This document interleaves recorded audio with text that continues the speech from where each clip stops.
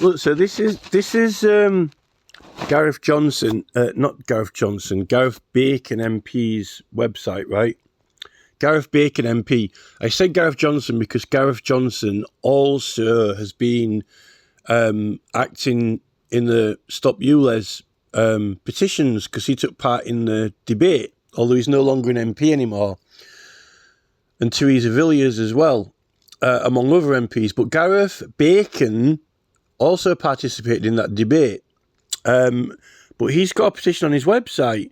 But you'd have thought that the petition on his website would link to those petitions that ran on the government website, right? But they don't. So this is his current website, right?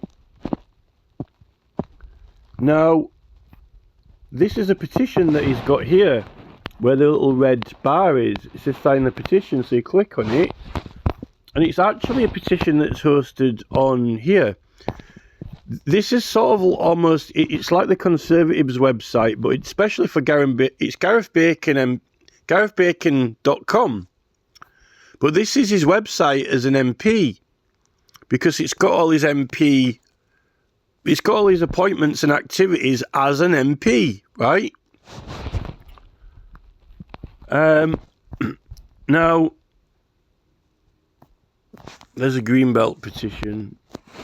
So, this is, so the word, the petition actually, this is actually the prayer of the petition, the wording of the petition. Now, the rules were actually relaxed, apparently, in 1993 and 2004 recommendations relaxed the rules, although they definitely haven't been relaxed for us, because the Petitions Committee standards have never been so tight in the history of England, right? But this is his petition, and then you sign it here. So it's a custom petition. I want to subscribe to Gareth Bacon MP's website as well. Sign the petition. So this is Gareth MP's petition. There's no doubt about it whatsoever. And it says in the manual, including the new one, it says that Rule 3, all the way through since the first manual. I've got the 1987 one, but I've also got the 1911 one, and I'm sure it's in the latest one, the new one. Unless they remove that rule, but that rule's there for a certain purpose. Almost kind of like the rule's there for a kind of functional purpose of Parliament on the level of like the Speaker. The basis behind the Speaker, who's meant to be impartial once he's elected, he can't be a partisan politician as the Speaker of Parliament, is because if he was, it wouldn't be fair. If MPs could just present their own petitions, they're meant to represent their constituents, right? It's to do with sort of reasons why the Speaker can't do partisan politics. That's the reason why Rule 3 says that MPs cannot present petitions from themselves, right? It's that kind of reason. So you can't really relax the rules on that, because, you know, to relax that rule would almost be like saying, you know, the Speaker doesn't have to be impartial anymore, or doesn't have to be, you know, he can, you know, just be the Speaker and be against the Conservatives, right? You know, so now that manual book is meant to be laid on the table of Parliament, and every single MP is meant to have it. I don't think any of these MPs have read that manual or even read it. But this is the level of error we're getting now when you're getting onto like Andrew Bridgen versus Matt Hancock MP, when they're not even meant to have a legal case against each other, when they're both public characters of government, or well, they were at the time, and they're actually having tort cases against each other. But yet it says that they're not meant to have those type of cases against each other because of the Parliamentary Papers Act and some other cases connected with it. This is where Andrew Bridgen MP, I don't even think that he really understands the rules either. I'm going to check I'll check the modern manual. In fact, I think we'll go on to the main Parliament website and we'll see what rules they've got up at the moment, right? But when they say they're relaxing the rules, I think they're doing it for themselves. They're relaxing the rules for themselves, so they don't really have any rules, except when Sir Lindsay Hoyle just conjures some up and he wants to stop someone doing something. Yet we're having more stringent and strict rules imposed on us than ever before. They're not wanting to acknowledge the existence and usage of our privileges, even though it's meant to take priority over all business of the House. Even when it's published petitions on the website, they're even trying to say that, you can only share an online petition online, that you can't tell someone about it or write it on a bit of paper or pass it around, which is ridiculous. And the thing with Sir Lindsay is, there's this image and this kind of persona of, the honour of the House. They use all this language in the debate, in the ULEZ petition debate, that always a large amount of the duration of the debate is kind of like ego stroking each other with all these. I'll give way to the right honourable gentleman, yes, and I'd like to thank the honourable chair for giving us this opportunity to blah blah blah. If you take all the minutes out where they're ego stroking and faffing about, you can't get any business done.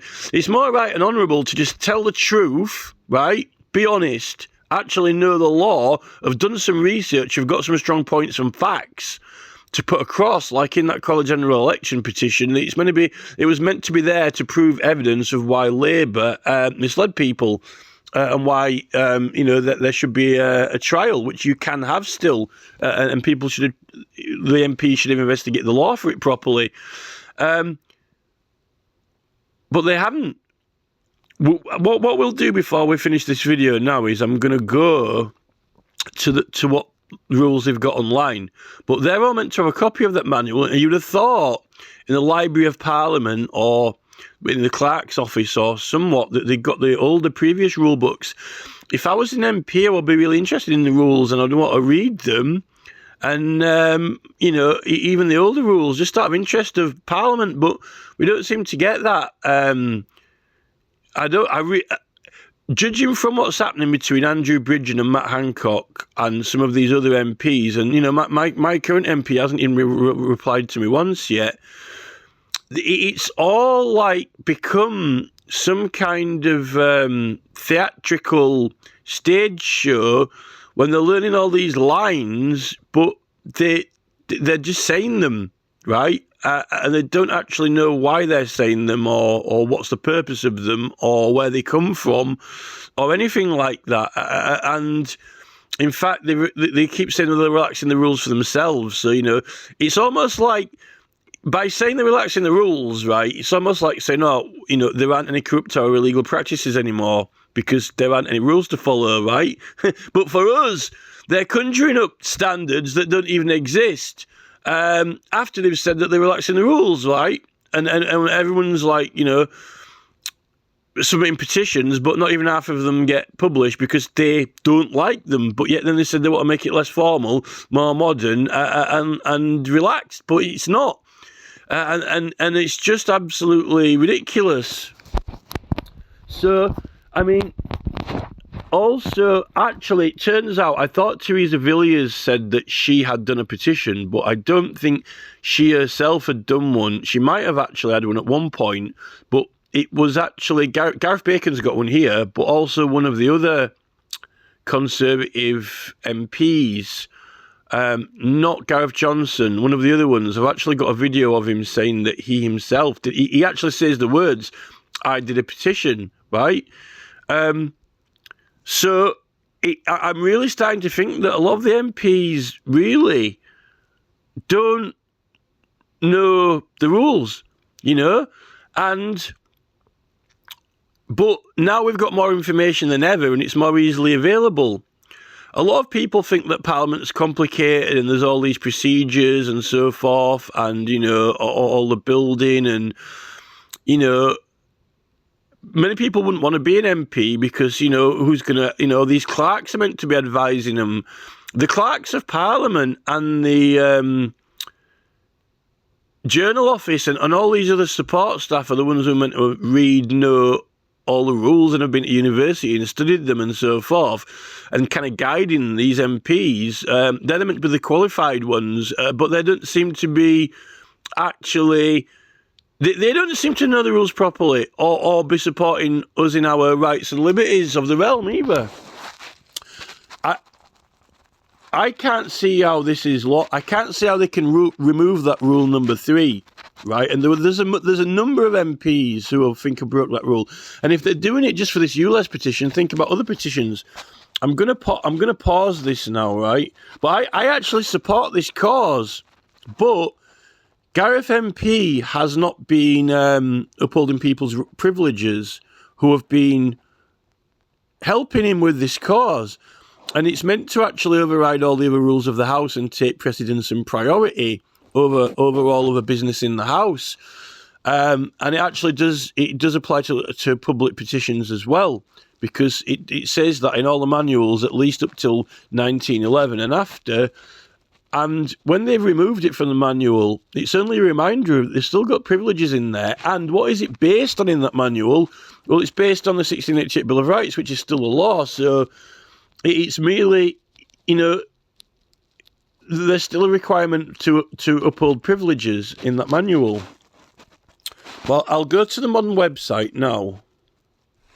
So here you can see in Google, I've got manual of... So this is actually the government website, what I'm clicking on now. Manual of Procedure of the House of Commons, Public Business. So they've got the 1964 one here.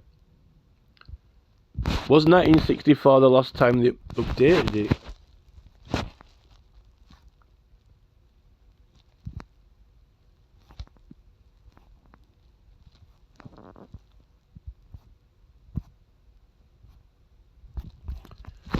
They've only got the 1964. This is actually a little bit like National Archives, but this is the parliamentary. It's HCCLJO1610. They've got a record of the 1964 one in the archives, but it doesn't seem like any older. I won't be surprised if the 1964 one is when they kind of. Oh no, I've got the 1987 one.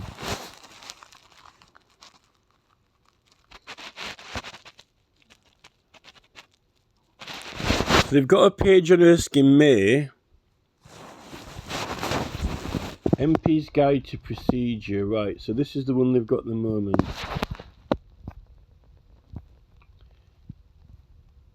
Read the Guide to Procedure guidelines.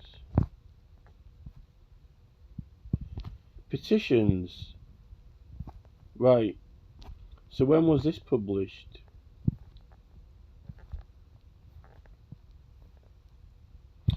Well, it says here to start with, right, e-petitions are started by members of the public. So if they're started by members of the public, they're actually not started by MPs, so an MP can't hand in one from himself, can he? So that kind of answers my question, doesn't it?